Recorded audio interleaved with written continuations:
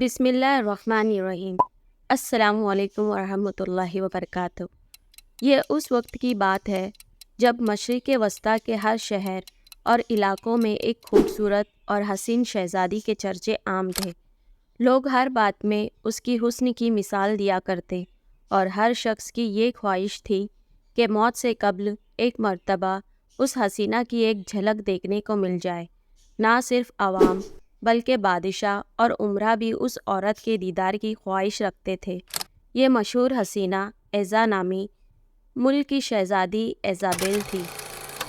یہ وہ دور تھا جب حضرت سلیمان علیہ السلام کی وفات ہوئے کئی سال گزر چکے تھے اور بنی اسرائیل کی عظیم سلطنت دو حصوں میں بٹ گئی تھی۔ شمالی علاقے میں اسرائیل اور جنوب میں یہودیہ نام کے دو ریاستیں بن گئی۔ اس زمانے میں اسرائیل پر اخیوب نامی بادشاہ کی حکومت تھی جو اسرائیل سلطنت کا 7واں بادشاہ تھا۔ اخیوب 918 قبل مسیح میں تخت نشین ہوا۔ اخیوب بھی شہزادی ایزابل کا فرشتہ تھا، لہٰذا اس نے ایزابل سے شادی کر لی۔ ایزابل ایک خوبصورت اور مغرور ہونے کے ساتھ مشرک بھی تھی۔ وہ فنیکی بادشاہ کی بیٹی تھی اور فنیکیوں کے دیوتا بال کی پوجا کرتی تھی، جبکہ بنی اسرائیل اور بادشاہ اخیوب توحید پرست تھے اور حضرت موسیٰ علیہ السلام کے شریعت پر عمل پیرا تھے۔ لیکن اخیوب اپنی بیوی ایزابل کی باتوں میں آ گیا اور اس نے بال کی عبادت شروع کر دی۔ ایزابل ایک چالاک اور شاطر عورت تھی۔ اس نے اخیوب کو اس بات پر راضی کر لیا کہ بال دیوتا کے لیے ایک مندر اور بت کی تعمیر کروائے تاکہ بنی اسرائیل میں بال دیوتا کی پرستش کی اشاعت ہو اور لوگ اس مشرکانہ دین پر آ جائیں۔ لہٰذا بادشاہ نے اسرائیل کے دارالحکومت سامریہ میں بال دیوتا کا ایک عظیم مندر تعمیر کروایا اور بال کی ایک عظیم بت بھی بنوائے۔ یہ بت سونے کا تھا اور اس کا قد 20 گز تھا۔ اس کے 4 منہ تھے اور 400 افراد اس کی خدمت میں مامور کیے گئے تھے۔ اس مندر کے گرد میلے لگنے لگے۔ بنی اسرائیل اس بت کے پاس آ کر منتیں مانگتے، سونے چاندی کے نذرانے چڑھاتے اور اس کی پرستش کرتے تھے۔ بال دیوتا کی وجہ سے اس شہر کا نام بالبک پڑ گیا۔ لیکن اب بھی بنی اسرائیل میں سے کچھ لوگ ایسے تھے جو موسیٰ علیہ السلام کے دین پر قائم تھے اور اس باطل دیوتا کی پرستش کو ناپسند کرتے تھے۔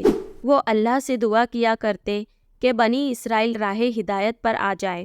لہٰذا اللہ رب العزت نے اس قوم کی ہدایت اور رہنمائی کے لیے حضرت الیاس علیہ السلام کو وہاں مبعوث کیا۔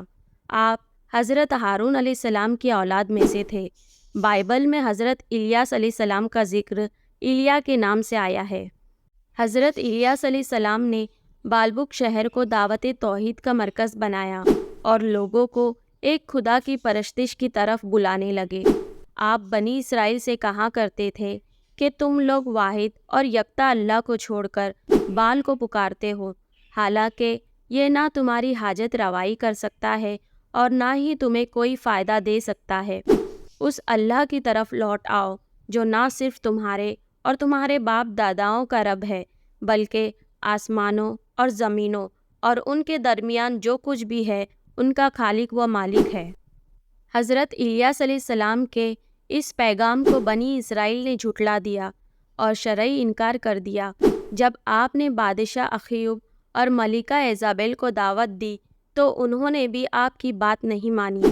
ملکہ ایزابل نہایت ہی شفاق عورت تھی۔ اس نے محسوس کیا کہ حضرت الیاس علیہ السلام اس کے اور اس کی حکومت کے لیے خطرہ ثابت ہو سکتے ہیں، لہٰذا بادشاہ کے ساتھ اس نے منصوبہ بنایا کہ حضرت الیاس علیہ السلام کو شہید کر دیا جائے۔ لہٰذا اللہ کے حکم سے حضرت الیاس علیہ السلام نے بالبک شہر کو چھوڑ دیا اور کسی پہاڑ کے غار میں چلے گئے اور وہیں رہنے لگے۔ آپ کے جانے کے بعد اسرائیل میں قحط سالی پڑ گئی اور 3 سال تک مسلسل بارش نہ ہوئی۔ فصلیں تباہ ہو گئے اور لوگ ایک ایک بوند پانی کو ترسنے لگے۔ ملک میں لوٹ مار اور چوری ڈکیتی بڑھ گئی، یہاں تک کہ بنی اسرائیل نے اخیوب محل کو بھی گھیر لیا اور اس کے ایک حصے میں آگ لگا دی۔ آخر کار اخیوب نے حکم دیا کہ حضرت الیاس علیہ السلام کو تلاش کیا جائے۔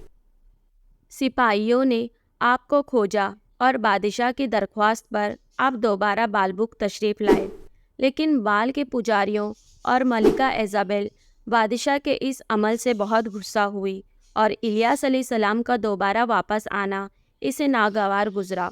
حضرت الیاس علیہ السلام نے بادشاہ اور بنی اسرائیل کے سامنے ایک تجویز رکھی کہ بال کے بڑے پجاری اپنے معبود کے نام پر جانور کی قربانی دے اور میں اپنے معبود اللہ کے نام پر قربانی دوں گا۔ جس کی قربانی قبول ہوگی اس کا خدا برحق ثابت ہوگا اور پھر پوری قوم اسی معبود سے بارش کی دعا کرے گی۔ اس دور میں قربانی کا یہ دستور تھا کہ قربانی کے بعد جانوروں کو کھلے میدان یا پہاڑ کی چوٹی پر رکھ دیا جاتا اور آسمان سے ایک آگ آ کر اسے جلا دیتی، جو اس بات کا ثبوت ہوتا کہ یہ قربانی قبول ہو گئی۔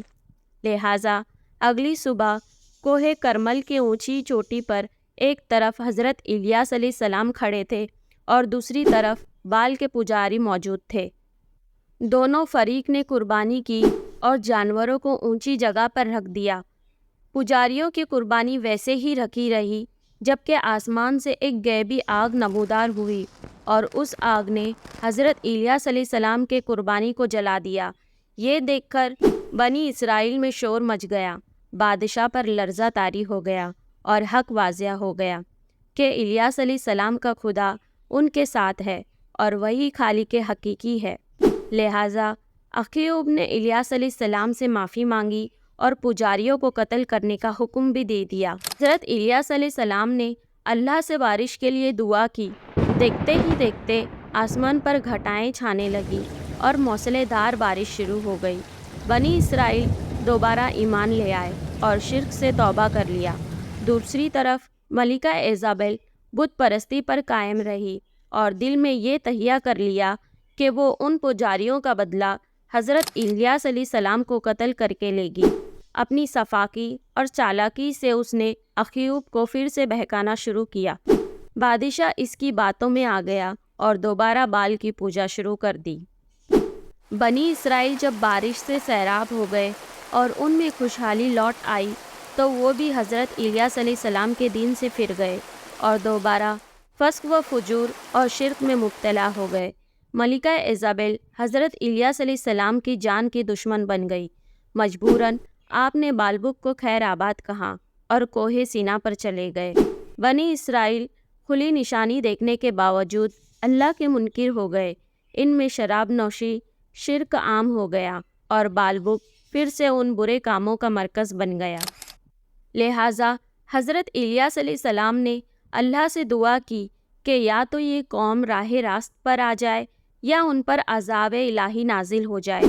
اللہ کی طرف سے بنی اسرائیل کے لیے عذاب کا فیصلہ ہو چکا تھا اور اب عذاب الہی کا آنا قریب تھا۔ اسرائیل اور یہودیہ کی سرحدوں پر وحشی قبائل آباد تھے جو لوٹ مار کیا کرتے تھے، لیکن اب ان کی آبادی بھی بڑھ چکی تھی اور وہ کافی طاقتور بھی ہو گئے تھے۔